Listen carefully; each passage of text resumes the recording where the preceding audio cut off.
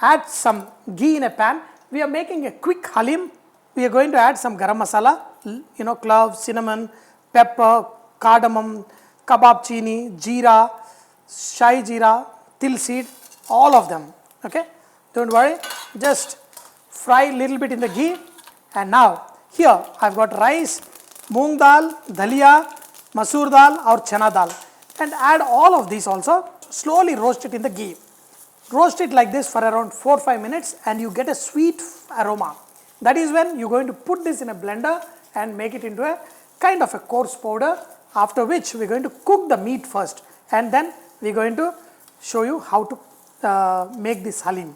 Mutton Haleem, we love it so much, just not for Ramadan. Even after Ramadan, we continue to cook Haleem once in a while. So this Sunday we thought we're going to have Haleem once again.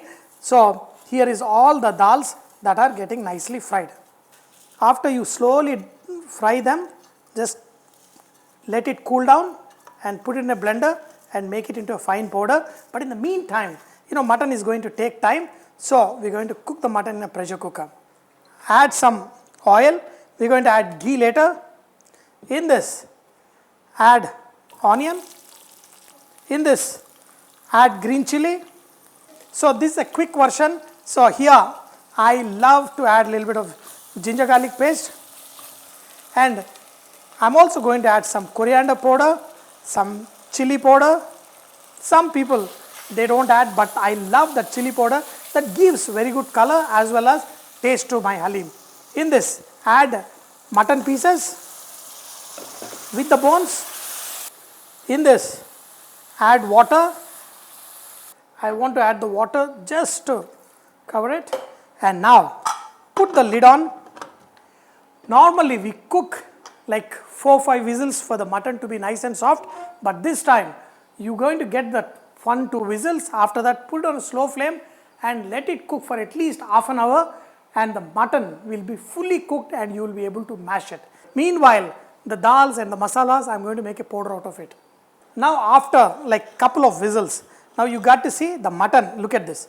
It's like mashy. So in this, I'm going to add some whey water. Some of the paneer I made, that water I'm going to add to this. And in this, I'm going to add the dals, the dalia, whatever we made into powder. In this, we're going to add.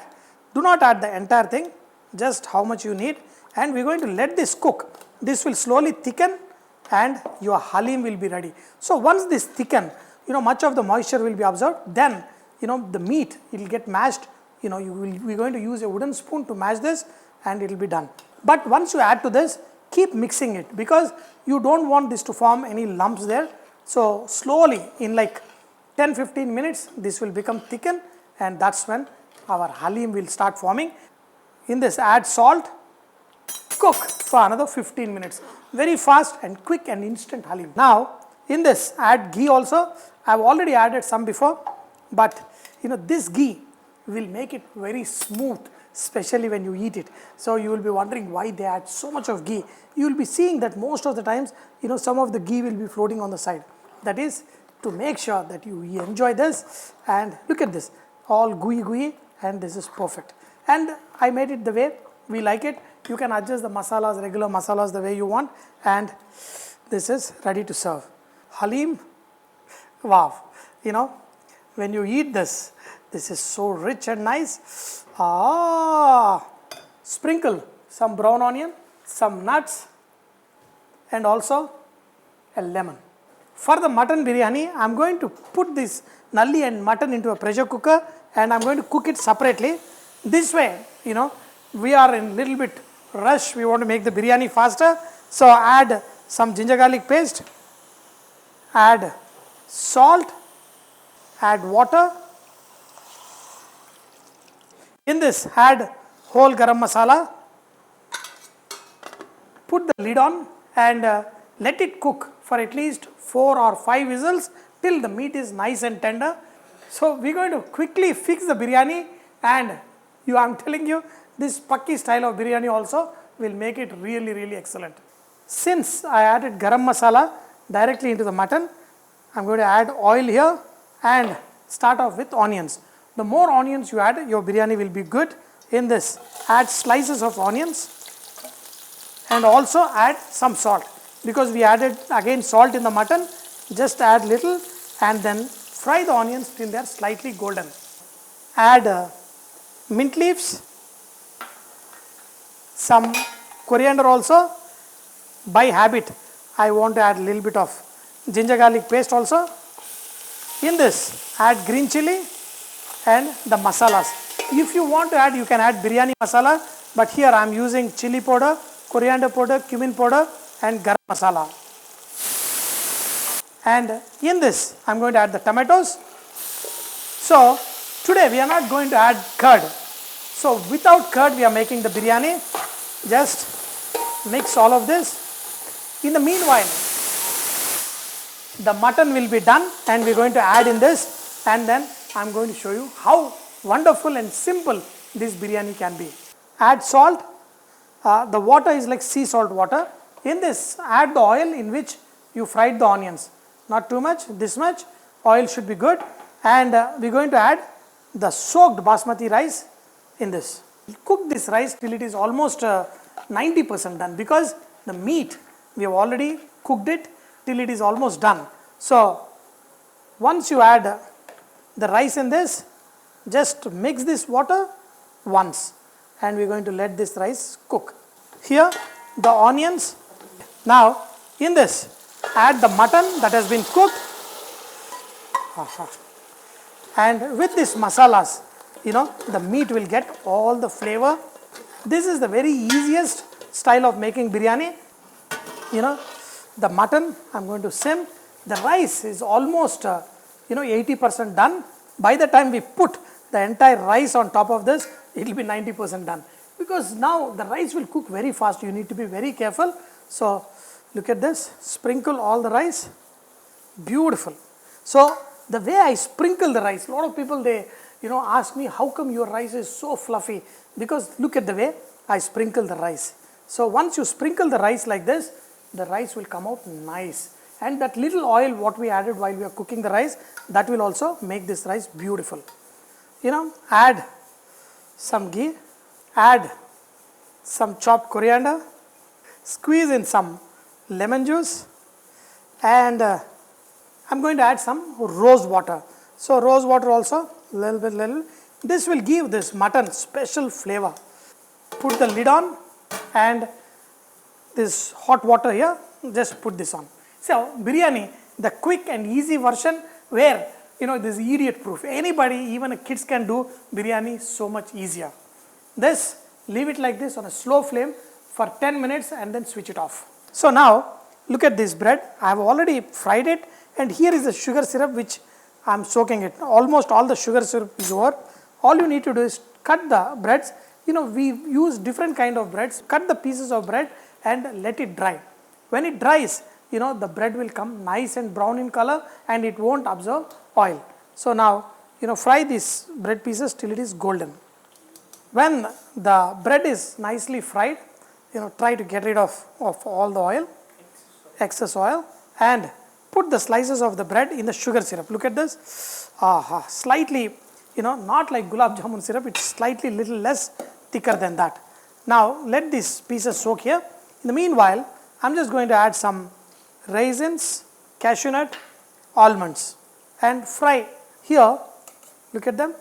Soak it on both sides and transfer these bread slices here on top of these pieces, and look at them, beautiful. Once you cut them nice and square, and they will look nice, and even to eat they are perfect. When the nuts and raisins fry a little bit, transfer it into the sugar syrup. Okay, there is a reason why I am doing this. Here is the chana, the paneer chana. So you add that paneer chana here, kind of mash this up into the sugar syrup, and you can also add khova in this, or else this should be good enough. Some people add a little bit of saffron color into this so that it looks nice. Of saffron color, and transfer the khova or the chana, the soft chana, on top of the double ka meeta, and spread it fully and let it sit for like at least half an hour. Then this will be so good. and ready to serve.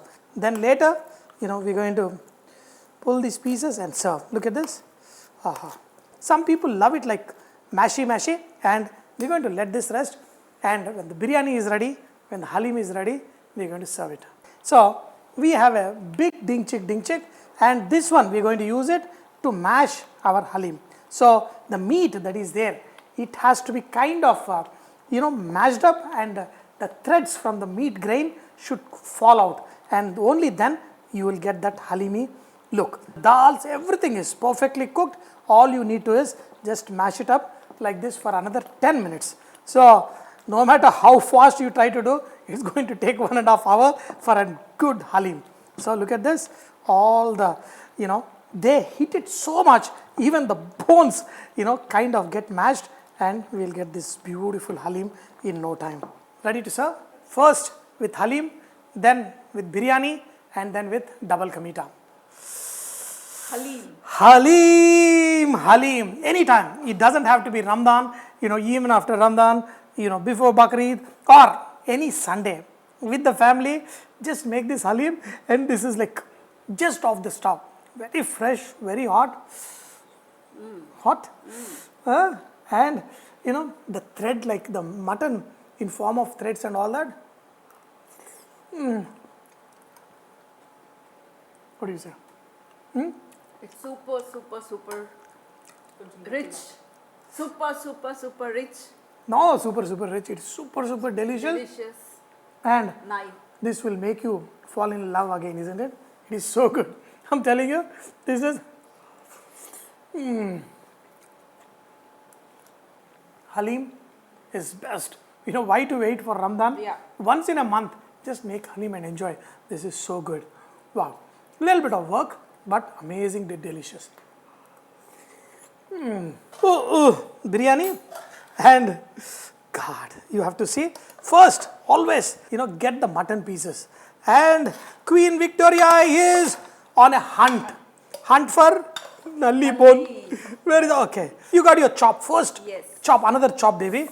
Okay. See, everybody has their favorite piece, and okay, nalli for you.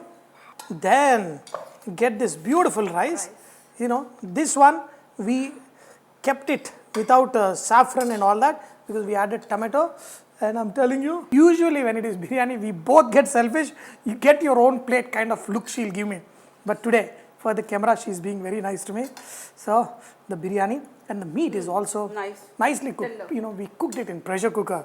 Especially when you get the tough meat, this is how you enjoy. For us, it is a ritual on Sundays to have biryanis, whether it is mutton, chicken, and when you make it this good, see, look at it. Chops. The meat should come off the bone. So should I pull this off the bone?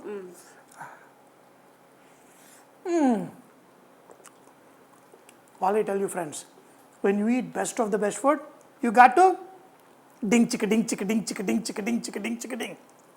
With a lot of koa. What I like to do is, this koa with the bread, I like to fold it, freshly made. Fold it in, and the squares of, this is squares of love. Wow. I thought he's giving some. My God.